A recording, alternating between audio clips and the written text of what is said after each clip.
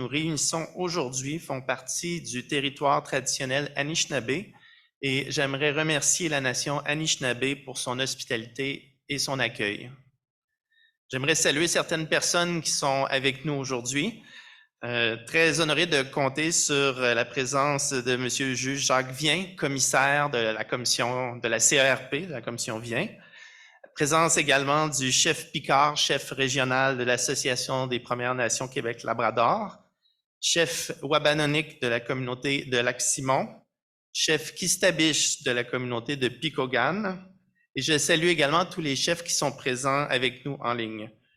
Je veux saluer également Mme Suzanne Arpin, vice-présidente de la Commission des droits de la personne et des droits de la jeunesse, et M. Vincent Rousson, qui est le recteur de l'Université du Québec en Abitibi-Témiscamingue.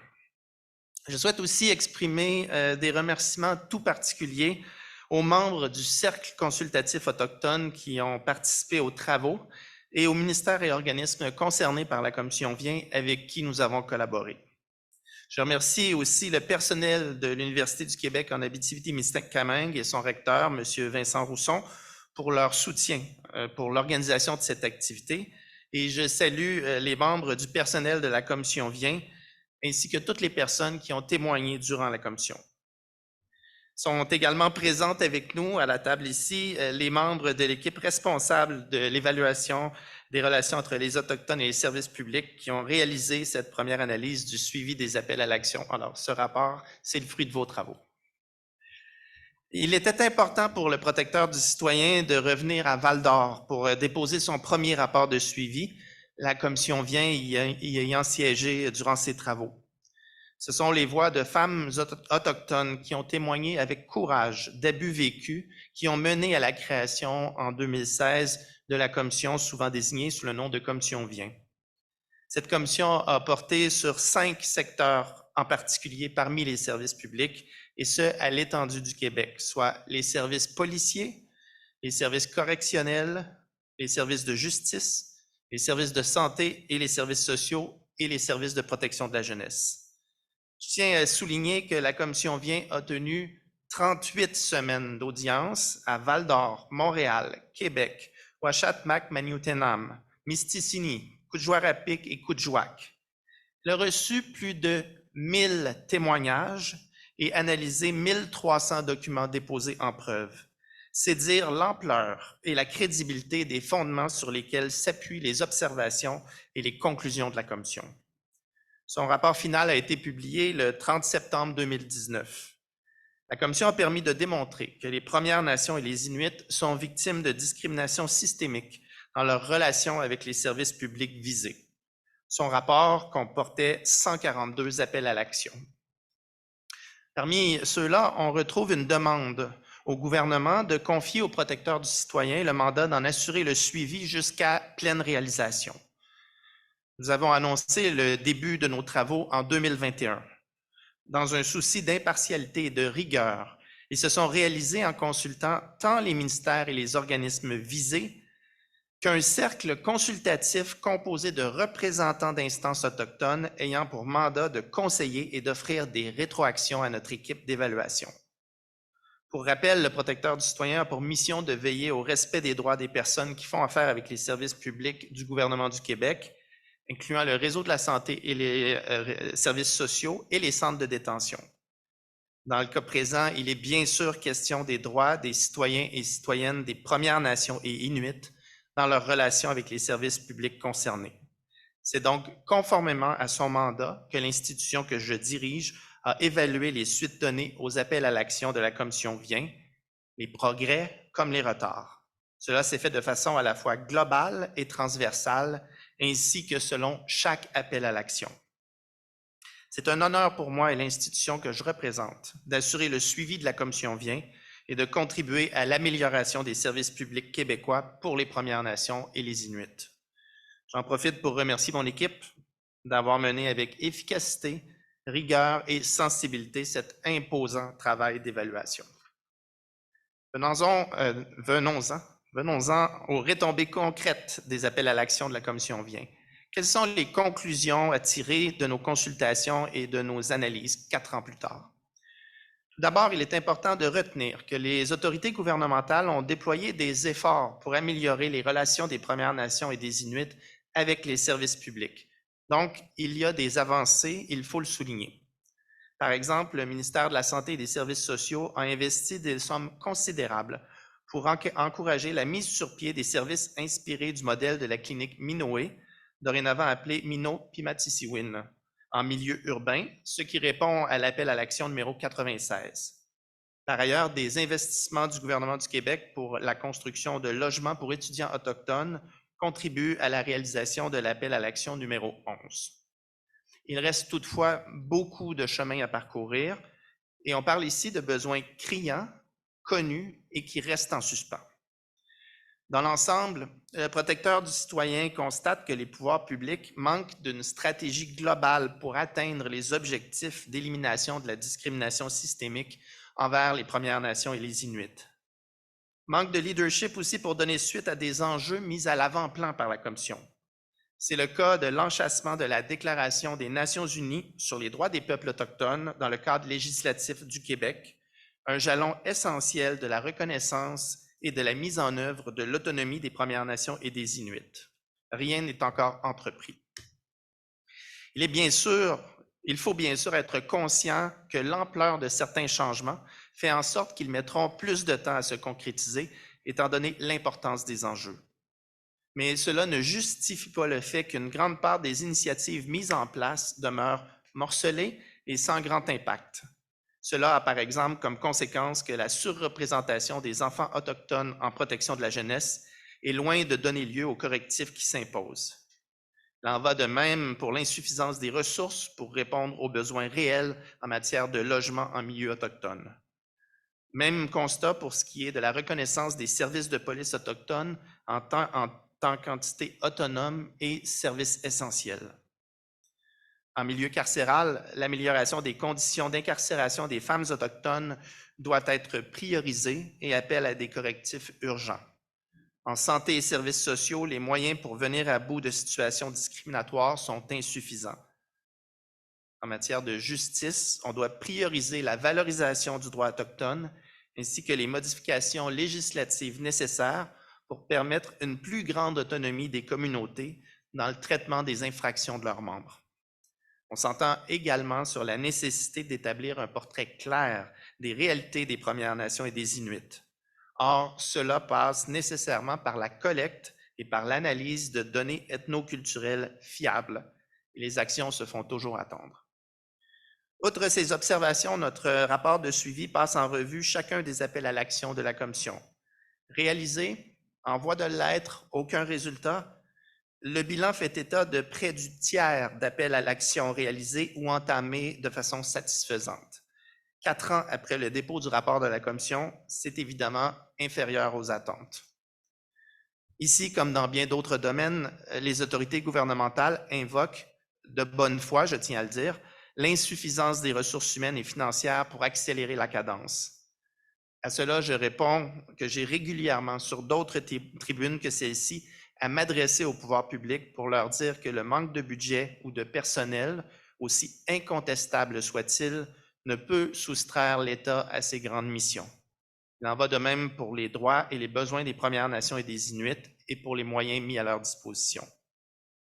Je m'en voudrais de conclure sur une note négative. Ce serait ignorer les efforts, les démarches et la créativité des personnes qui s'investissent dans la promotion des droits des Premières Nations et des Inuits, et ce, tant parmi les premiers peuples que dans les ministères et les organismes publics québécois. Je souhaite sincèrement pouvoir témoigner lors de nos prochains rapports d'une ère de transformation des services publics où les Premières Nations et les Inuits seront accueillis et traités en toute égalité. Pour cela, il faudra collectivement faire preuve d'humilité pour reconnaître les limites du système et des services actuels, de courage pour traduire la reconnaissance de l'autonomie et le droit à l'autodétermination des Premières Nations et des Inuits en actions transformatrices, et de volonté pour développer, élaborer et offrir des services publics co-construits avec les Premières Nations et les Inuits. Merci de votre attention. Miigwech, je suis maintenant disponible pour répondre à vos questions. Merci beaucoup, Monsieur Dowd.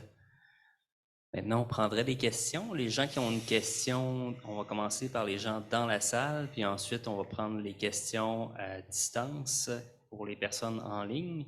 Les journalistes, c'est vraiment une période de questions réservée aux médias.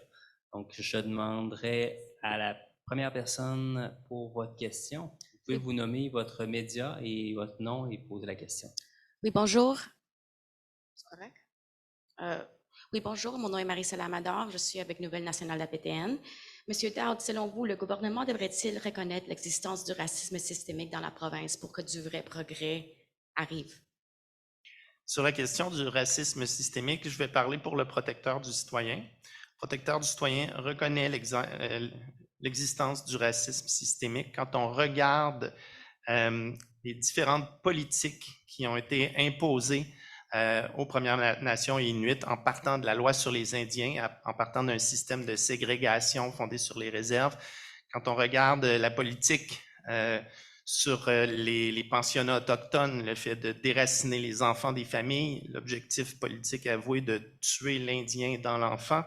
Quand on regarde des pratiques comme l'abattage des chiens de traîneau au Nunavik pour forcer la sédentarisation des populations, quand on regarde des pratiques dans les services de santé, les services sociaux, où des enfants qui étaient aux soins des services sociaux sont disparus, quand on regarde des politiques, dans certains cas, dans d'autres provinces, des lois, mais au Québec, des pratiques quand même de stérilisation imposée de femmes autochtones, toutes ces pratiques-là ont créé un gouffre énorme, un manque de confiance des personnes des Premières Nations et des Inuits, bien compréhensible, envers les services publics québécois qui subsistent aujourd'hui. Ces politiques-là ont eu des impacts non seulement sur ceux qui les ont vécus, mais sur les générations suivantes et marquent encore aujourd'hui les rapports entre les personnes des Premières Nations et les Inuits et les services publics de l'État.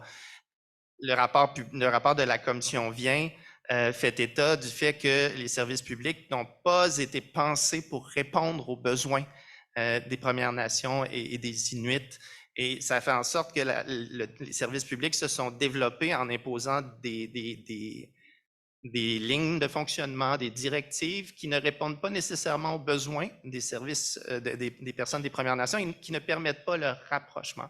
Donc, du côté du protecteur du citoyen, je reconnais l'existence du racisme systémique et il faut prendre les moyens pour le combattre. Maintenant, on est dans le cadre du suivi de la commission vient et je remarque que le terme qui est utilisé, le concept qui est utilisé par le juge vient dans son rapport, c'est celui de discrimination systémique.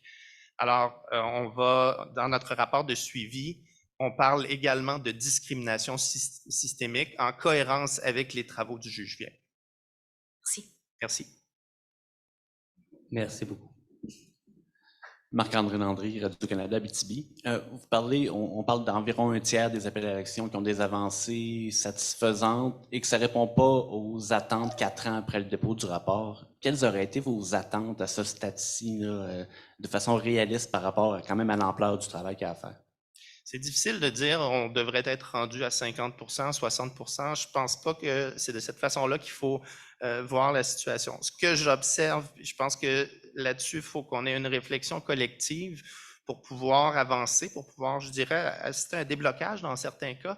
Et c'est ressorti là, de façon transversale dans tous les services, là, dans l'analyse de tous les services. C'est beaucoup axé sur la notion de co-construction. C'est cette notion-là qui est fondamentale, c'est de dire que puisque le constat, c'est que les services n'ont pas été pensés pour répondre aux besoins des Premières Nations et des Inuits, ben, il faut d'abord savoir quels sont ces besoins. Et qui peut nous dire quels sont les besoins? Ce sont les personnes des Premières Nations et les Inuits. Alors, ce qui permettrait d'avancer dans plusieurs appels à l'action, ce serait dès le début. Alors, c'est pas seulement une consultation de dire, ben, on va présenter une nouvelle politique et on vous consulte à partir d'un texte qui est déjà écrit. Non, c'est à l'origine même, quand on va travailler sur une question, est-ce qu'on peut s'asseoir avec les représentants des Premières Nations inuites pour s'entendre sur la définition du problème? Qu'est-ce qu'on veut régler? Qu'est-ce qui est important? quelles pistes de solutions sont porteuses, semblent porteuses, et comment on peut développer ces pistes de solutions en réel partenariat. Donc, c'est vraiment ça qu'on entend par co-construction. Et je pense que cette notion-là, elle est fondamentale. Si on réfléchit à la façon dont on collabore, on co-construit et qu'on met en place des pratiques dans ce sens-là, je pense qu'on devrait voir dans les prochaines années des avancées très intéressantes. Merci. Merci. Bonjour, Yohan Carrière, TVA Abitibi-Témiscamingue. On parle encore une fois là, du fait que 4 ans plus tard, là, on arrive à un résultat qu'on juge peut-être pas nécessairement aussi satisfaisant que ce qu'on aurait aimé. Comment est-ce qu'on va utiliser justement ces 4 dernières années-là, puis se baser sur le travail qui a été fait, puis qu'est-ce qu'on a appris en fait dans les 4 dernières années qui va servir à ce que dans un échéancier rapproché, peut-être dans les 4 prochaines années, on se rapproche d'un résultat qui va justement être plus satisfaisant? Un des éléments qui ressort de notre analyse, c'est le fait que ce qui manque actuellement, c'est un plan d'action global intégré qui assurerait le suivi de l'ensemble des appels à l'action de la Commission Vient, avec un leadership qui est responsable de quelles mesures, c'est quoi le livrable, c'est quoi l'échéancier pour faire ça. On s'est rendu compte, entre autres, que certains appels à l'action transversaux demandent que des ministères collaborent ensemble. Et cette question de comment améliorer la collaboration entre les ministères, elle apparaissait, on semblait pas avoir personne qui s'assurait que cette collaboration soit faite. Donc, premier élément de réponse à votre question, il y a des initiatives très intéressantes qui ont été faites, il faut le dire. Il y a des avancées, il faut le noter, on le note, mais de façon morcelée, apprendre de ces avancées-là. Qu'est-ce qui a bien marché? OK? Et comment on peut utiliser ces bonnes pratiques-là pour dire maintenant, on va planifier à plus large échelle pour l'ensemble des services publics. Donc ça, c'est une première leçon. Le deuxième, je ne me répéterai pas, l'importance de la co-construction, s'asseoir dès le début avec les représentants Premières Nations Inuit pour lorsqu'on initie des projets. Merci beaucoup. Merci. Merci beaucoup. Est-ce qu'il y a d'autres questions dans la salle? Sinon, on va prendre les questions des journalistes à distance. Il y a quand même plusieurs personnes connectées. Donc, je vous demanderai d'écrire dans le chat votre question pour M. Dowd ou pour le vice-protecteur ou la directrice des mandats spéciaux.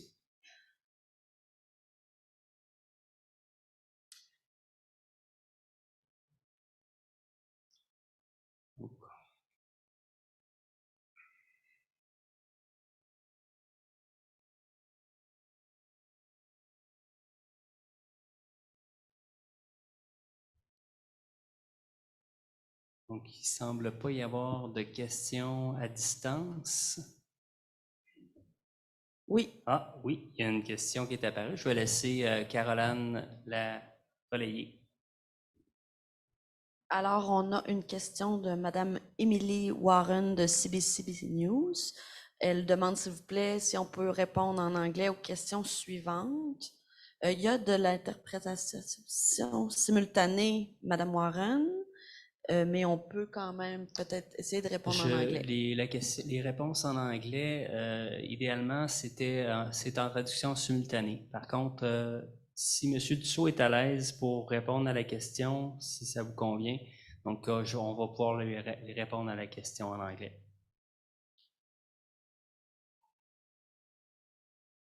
Donc, Madame Warren, votre question, elle était, s'il vous plaît, dans le chat.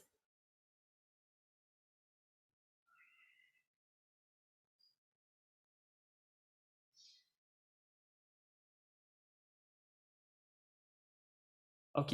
Si je peux la lire, je l'ai devant moi.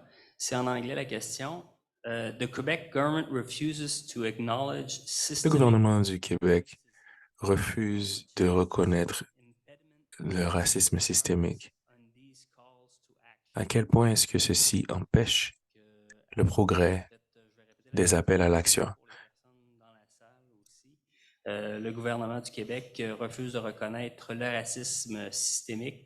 À quel point ça peut être un problème pour le progrès des appels à l'action?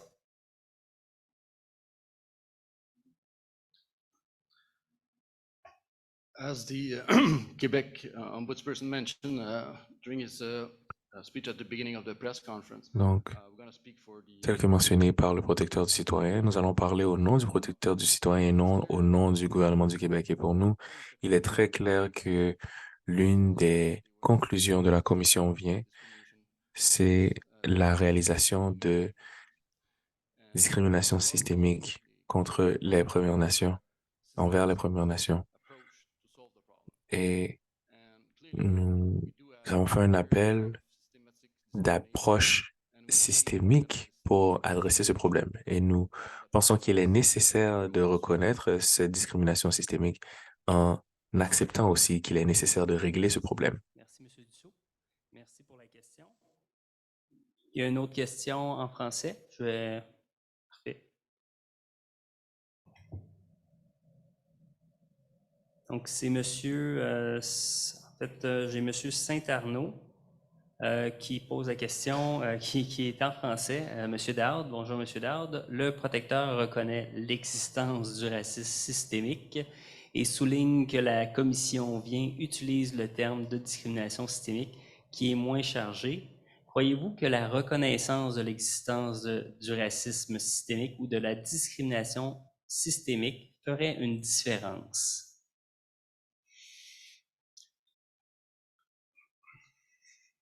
Ma compréhension de cette question-là, c'est que la notion Well, de here's what I understand from this question is that this notion of systemic discrimination is more of a judicial.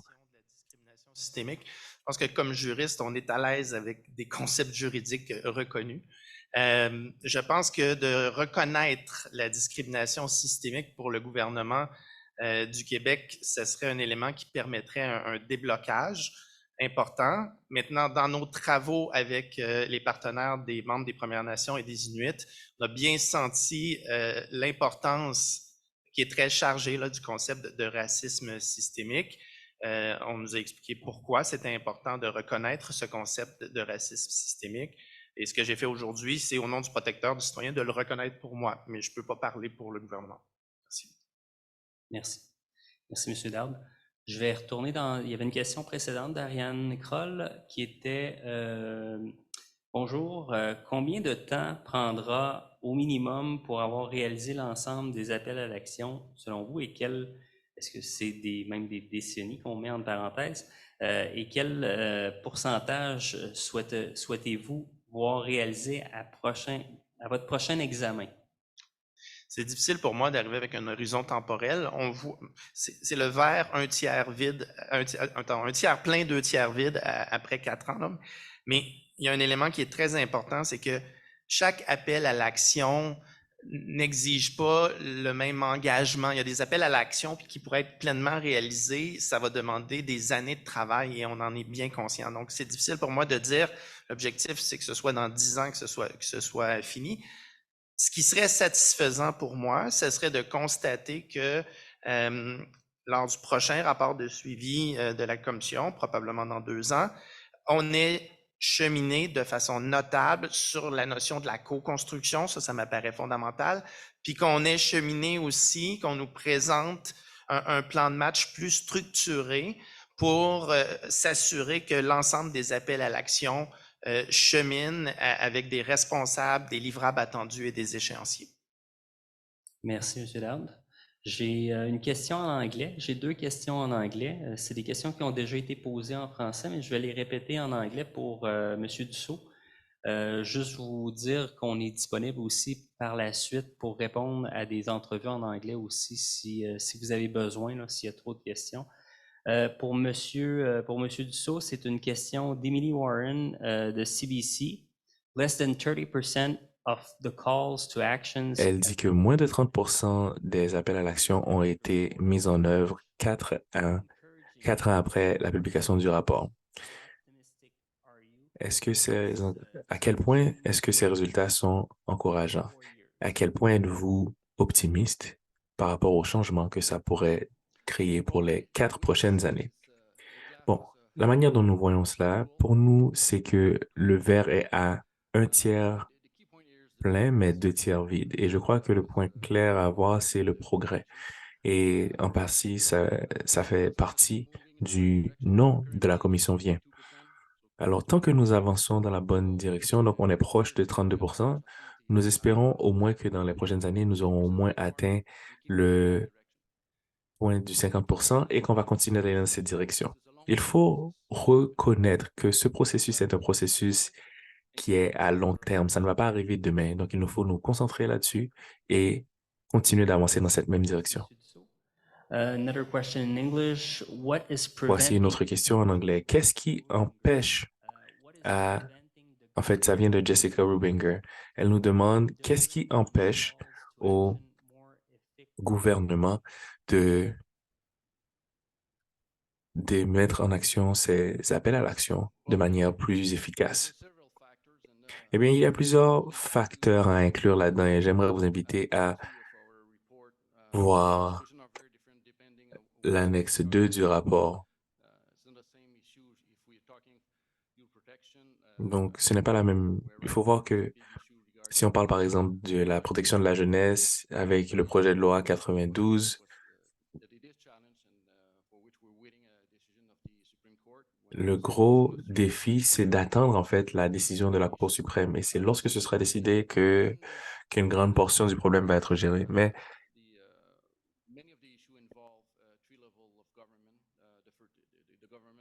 un aspect important à remarquer, c'est que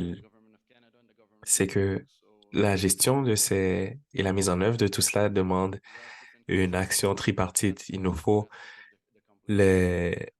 impliquer 3 niveaux de gouvernement, le Québec, le Canada et le gouvernement des autochtones. Maintenant, un autre aspect compliqué, en plus de l'aspect tripartite, c'est les ressources. Et l'autre point à voir, c'est qu'il nous faut arrêter de penser que nous offrons des services aux Premières Nations, mais que nous offrons des services avec les Premières Nations. Donc, les Premières Nations savent quels sont leurs besoins. Il nous faut accepter cela et il nous faut travailler avec eux complètement pour développer ces services-là ensemble. Et c'est de là que vient le concept de la co-construction. Merci, M. Dussault. Une question que je vais répéter parce qu'on aimerait avoir la réponse en anglais. C'est Ariane Kroll qui avait posé la question tout à l'heure. Elle avait posé la question qui était combien de temps ça prendra au minimum pour avoir réalisé l'ensemble des appels à l'action? Est-ce que c'est des décennies? Puis on pourrait répondre en français parce qu'elle voulait la réponse en français, mais vous l'aviez donné tout à l'heure, M. Dowd l'avait donné tout à l'heure. On pourrait passer tout de suite à l'anglais, M. Dowd. Excusez, M. Dussault.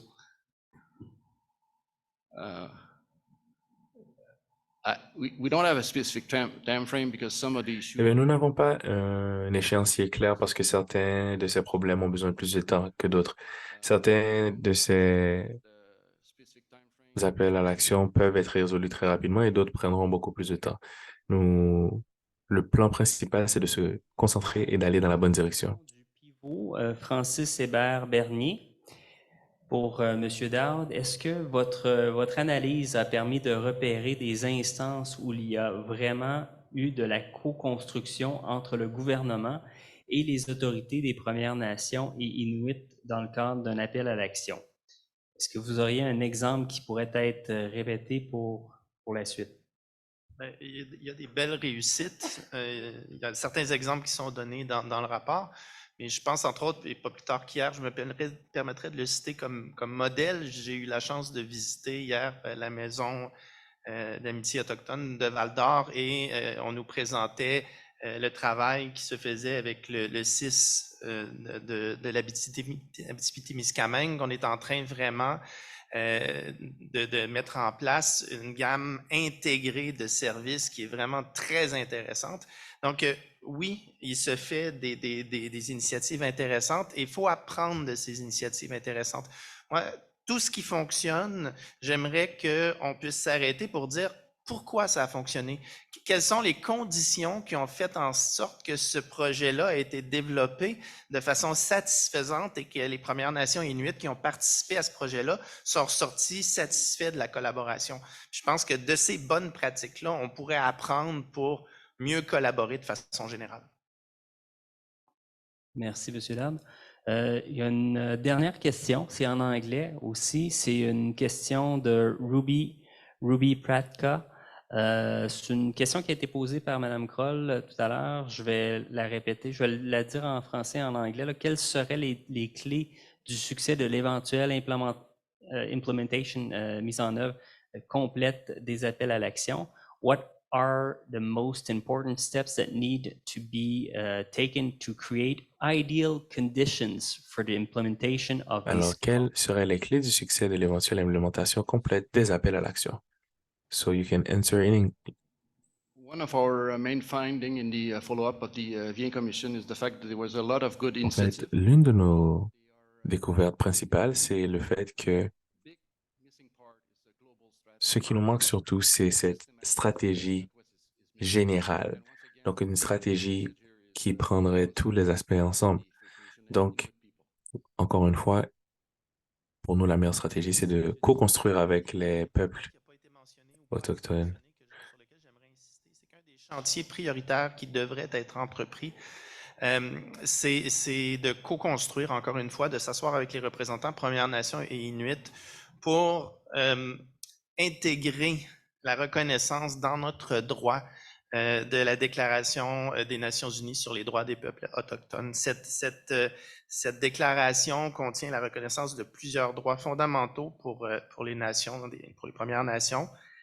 Et de pouvoir l'intégrer d'une façon satisfaisante dans notre droit, ça nous donnerait comme une colonne vertébrale, ça nous donnerait comme une façon de réfléchir cohérente à toutes les questions qui concernent les Premières Nations et les Inuits. Alors, je pars du fait que l'Assemblée nationale, par 2 motions, a pris acte de ça et souhaite aller dans ce sens-là. Maintenant, il faut opérationnaliser ce chantier-là, d'introduire dans notre droit les droits qui sont reconnus à la Déclaration des Nations Unies sur les droits des peuples autochtones. Je pense que c'est un chantier qui est prioritaire.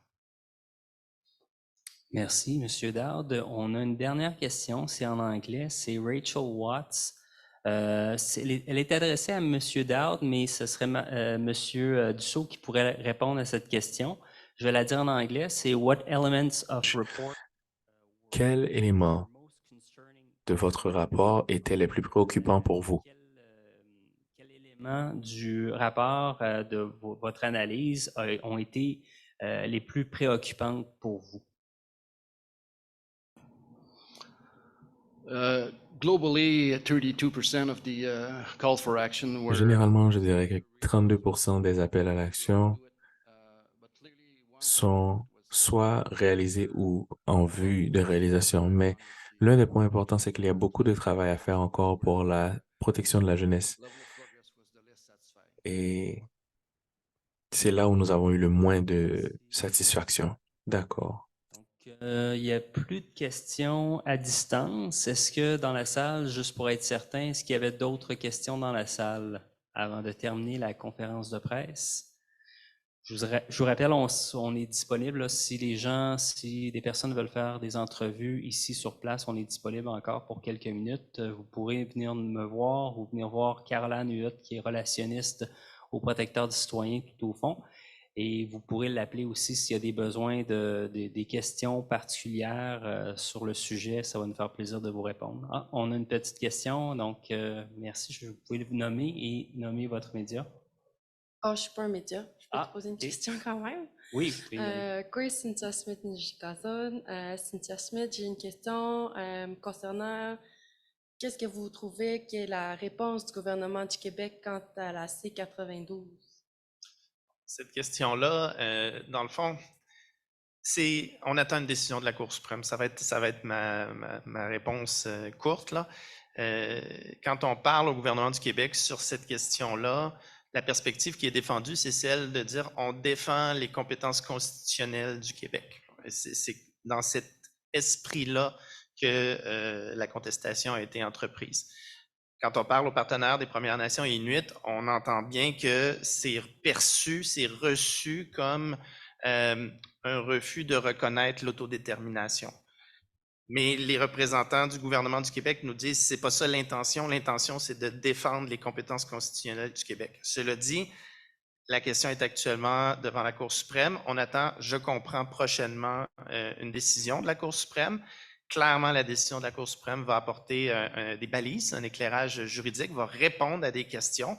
Puis je pense qu'à partir des enseignements de la Cour suprême, bien, on pourra développer les services de protection de la jeunesse avec les Premières Nations, toujours dans un esprit que je souhaite de co-construction.